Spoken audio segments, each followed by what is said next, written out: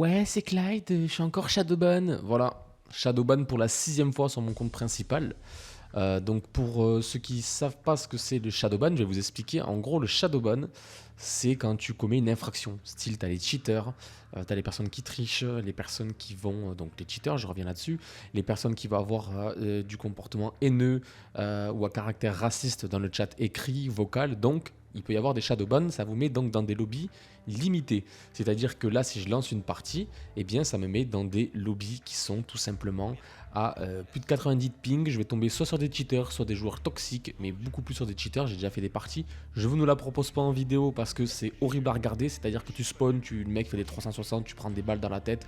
C'est horrible à jouer. Bon, en revanche, toute nouvelle vidéo aujourd'hui, c'est un petit gameplay, je sais pas encore lequel, mais ce sera un petit gameplay. Heureusement, j'ai acheté le jeu en 3 fois, c'est-à-dire que je l'ai sur Steam aussi. Voilà, là je l'ai sur Battle.net, je l'ai sur Steam. Donc, ce qui va se passer, c'est qu'on va jouer quand même sur Steam, mais ça fait chier. Donc, je suis Shadowban pour rien, j'ai fait un ticket, donc vous avez la possibilité dans l'onglet de faire un ticket d'appel pour ne plus être banni. Ça peut aller de 48 heures à 2 semaines pour définir si vous avez eu un comportement de triche. Donc ce que je comprends pas trop dans les Shadowban de Call of Duty, c'est que il y a des cheaters qui se baladent partout, même si je suis pas joueur Warzone, je le vois, je vois des vidéos YouTube, je vois sur Twitter. Il y a tout simplement, je vois, cheaters ou même des gars qui sont sur TikTok, qui vendent leurs cheats, etc. Ils cheat, ils sont jamais ban ou Shadowban. C'est-à-dire que le Shadowban va te mettre dans des lobbies toxiques, le temps que tu puisses jouer, mais quand même évaluer si tu mérites la sanction, si tu mérites d'être banni, si tu ne mérites pas d'être banni, ou moins définitivement. Donc moi, ça fait 6 fois que ça fait actuellement la 6e fois que je suis Shadowban.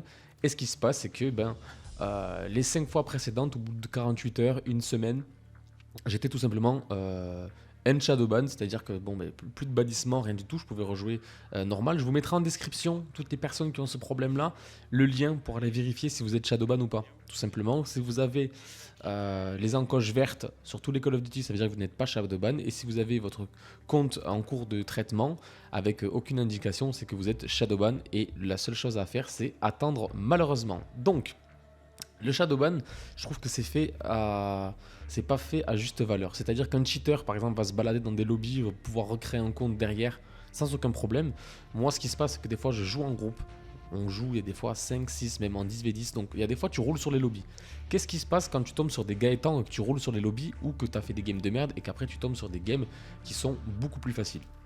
Et bien tout simplement, ce qui va se passer, c'est que les mecs vont te report. Ils vont te report pour triche, pour cheat, si tu mets des trucs au snipe un peu abusés et que eux n'ont pas le niveau. Oui, des fois tu peux douter, des fois tu peux mettre un wallbang, des fois, mais c'est quand même assez rare. Mais un spam massif pardon, va occasionner à un moment donné une curiosité au niveau des développeurs Activision, au moins de l'anti-cheat, et ils vont se dire bon, il a été report, il tourne entre 80 et 90 kills souvent dans les parties, il se fait pas trop arracher, qu'est-ce qui se passe? Donc ils vont évaluer ta situation et après voir si tu es banni, si tu n'es pas banni définitivement. Alors, ils avaient mis en place un anti-cheat pardon, sur Warzone, je crois que c'est toujours d'actualité. Dès que tu sautes, tu tombes au sol, ou le parachute ne s'ouvre pas, ou à l'époque, il y avait pas mal de choses comme ça. En multi, c'est ça, je crois que tu sautes, si j'ai bien regardé, tu sautes, le gars meurt instant.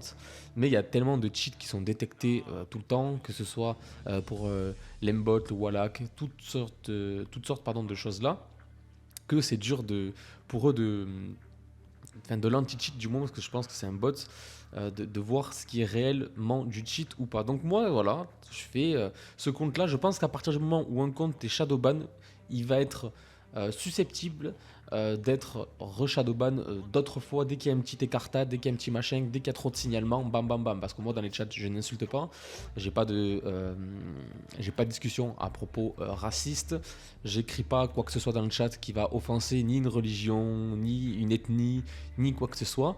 Mais bon, voilà, il suffit que je roule sur un lobby, que ce soit une team de 6 en face et que ça me dise ah cheater, machin, on te reporte, et à un moment donné, cause, conséquence, on en arrive là. Donc heureusement j'ai le jeu en 3, dites-vous j'ai acheté le jeu en 3 fois.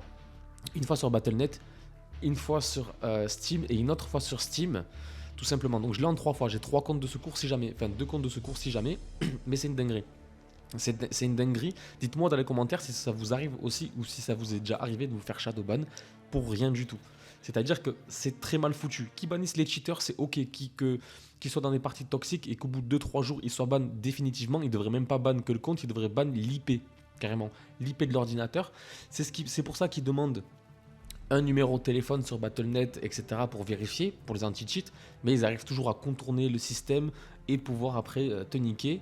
Donc du coup, ils niquent les mauvaises personnes, c'est-à-dire vous et moi qui jouons normalement, peu importe, même si on roule sur les lobbies, c'est comme ça. Mais par contre, un cheater va avoir la possibilité de se trimballer dans des parties, ou des fois de ne pas être ban et de recommencer, ainsi de suite, continuellement.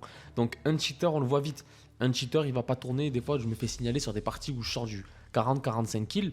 Ok, la partie était cool, était bonne. En face, ils n'ont pas fait peut-être autant de kills, mais ça reporte. Voilà, ça c'est encore les gamins ou les gars des groupes sur Facebook, là, les gros darons, qui dans leur tête ont déjà 66 piges et qui se disent ouais, il m'a mis ça à turn, machin, 106 trucs, cheat. Et les gamins, ouais, il m'a mis ça à cheater, il m'a pré-shot. Alors il y a des trucs sur Call of Duty où on peut pré-shot. Donc je vais parler d'une vidéo où on va spec tout simplement un cheater aussi dans la prochaine vidéo ou dans les prochaines vidéos. Mais c'est une dinguerie. C'est-à-dire que, étant ancien joueur de Call of Duty, en plus c'est des maps sur Modern Warfare 3 qui sont issus d'anciens Call of Duty, de Modern Warfare de 2009, forcément qu'on pré-shot un petit peu. Et il y a des fois ça peut porter à confusion, mais tu vois bien quand il y a un cheater dans la partie ou qu'il n'y en a pas, tout simplement. Enfin bref, dites-moi dans les commentaires ce que vous pensez du Shadowban. Est-ce que il faudrait le laisser comme ça, ou est-ce qu'il faudrait le modifier en étant plus sévère sur les pénalités pour les vrais cheaters et que ce soit un traitement plus rapide? Parce que de 48 heures à 2 semaines, avoir le compte en suspens, pas savoir quand c'est que ça va être un Shadowban, c'est vraiment relou parce que les personnes qui n'ont pas forcément les moyens de s'acheter 2 ou 3 fois le jeu, et ben ils restent avec un compte. Même il faut le remonter le compte derrière, tu vois ce que je veux dire?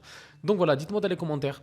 Est-ce que le Shadowban, comme ça, c'est une bonne affaire? Ou est-ce que, comme à l'ancienne, sur le Xbox Live, le machin, les cheaters, hop, on bannissait directement les consoles, les PC, les machins, et c'était fini? Moi, je pense qu'il faudrait revenir à des sources comme ça. Mais bon, après, on n'est pas développeur. Si on peut faire un petit mouvement et essayer de voir ce qu'on peut faire ou ce qu'on peut pas faire. Enfin bref, laissez un petit commentaire, ça fait plaisir les gars. Merci pour le retour des vidéos précédentes, c'était une dinguerie. On est à 2000 vues sur la dernière vidéo, presque 2000 vues sur l'avant-dernière. En ce moment, je charbonne des vidéos YouTube. Tous les 3 jours en moyenne, je sors des petites vidéos. J'ai mon nouveau PC fin de semaine. Il n'y a plus qu'à le monter, etc., etc. Parce que celui-ci, j'avais quelques soucis. Je ferai peut-être un unboxing ou le montage si je casse pas tout d'ici là. Donc, laissez le petit like ou le dislike. Abonnez-vous les gars. On a pris ouais, 180, plus de 180 abonnés en même pas 28 jours. Sur ce que j'ai vu, et laissez le petit commentaire pour débattre tout simplement dans le sujet, savoir est-ce que ça vous est déjà arrivé, est-ce que c'est juste, est-ce que c'est injuste, et ça m'aide pour le référencement. Merci tout le monde d'avoir regardé la vidéo et on se retrouve à la fois prochaine. Allez, ciao tout le monde.